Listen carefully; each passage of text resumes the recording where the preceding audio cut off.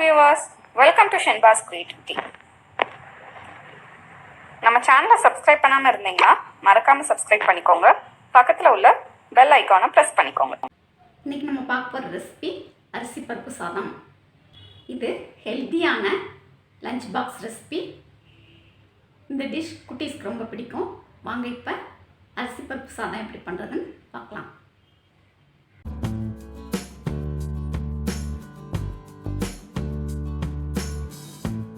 ஒரு குக்கரில் 2 table spoon நெய் ஊற்றிக்கலாம். நெய் சூடாகட்டும். கடுகு, சீரகம், சோம்பு இதை நல்லா ஃப்ரை பண்ணிக்கலாம். கருவேப்பிலை கொஞ்சம் ஆட் பண்ணிக்கிங்க. பூண்டு ஒரு 6 பல் கட் பண்ணி சேர்த்துக்கிங்க.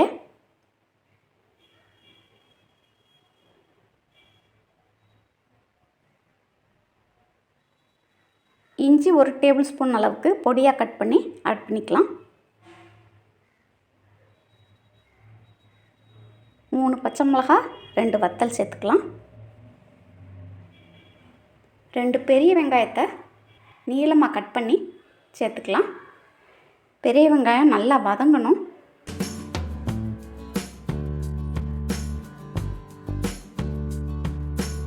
நல்லா கலர் மாறிடுச்சு. 2 தக்காளியை பொடியாக கட் பண்ணி சேர்த்துக்கலாம்.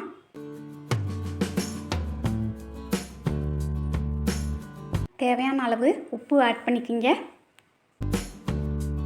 பெருங்காயத்தூள் 1/4 டீஸ்பூன் ஆட் பண்ணிக்கலாம். தக்காளி நல்லா வதங்கணும்.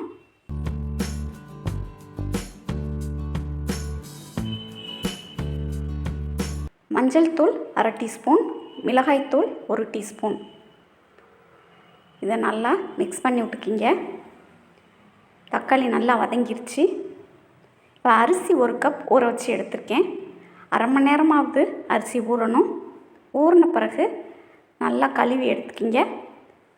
1 கப் அரிசிக்கு 1/2 கப் துவரம்பருப்பு எடுத்திருக்கேன். அதையும் நல்லா கழுவி எடுத்துக்கிங்க. இப்போ கழுவுன பருப்பையும் அரிசியையும் இதோட சேர்த்துக்கிங்க.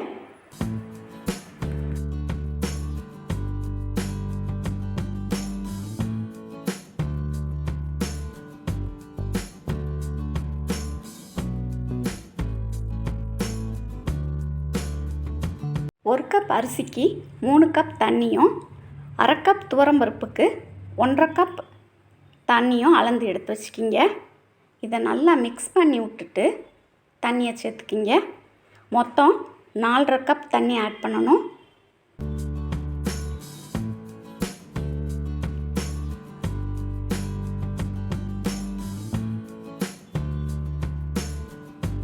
நல்லா கொதிக்கட்டும். கொதித்த பிறகு அடுப்பை மீடியம் ஃப்ளேமில் வச்சுட்டு குக்கரை மூடிக்கிங்க. ஒரு விசில் வந்ததும் அடுப்பை சிம்மில் வச்சு 5 மினிட்ஸ் குக் பண்ணி எடுத்துக்கோங்க.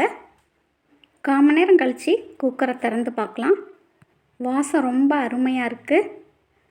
சாதம் நல்லா பொல பொலன்னு வெந்து வந்திருக்கு. பார்க்கவே அழகாக இருக்குது. டேஸ்ட்டும் ரொம்ப அருமையாக இருக்கும். ஹெல்த்தியான ரெசிபியும் கூட. இந்த பருப்பு சாதத்துக்கு சைடிஷ்ஷாக அப்பளம் வச்சு சாப்பிட்லாம்.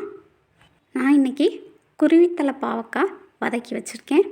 இந்த பருப்பு சாதத்தோட பாவக்காய் வதக்குனது வச்சு சாப்பிட்டோம்னா டேஸ்ட் ரொம்ப அருமையாக இருக்கும். நீங்களும் ஒரு தடவை ட்ரை பண்ணி பாருங்கள். தேங்க்யூ ஃபார் வாட்சிங்.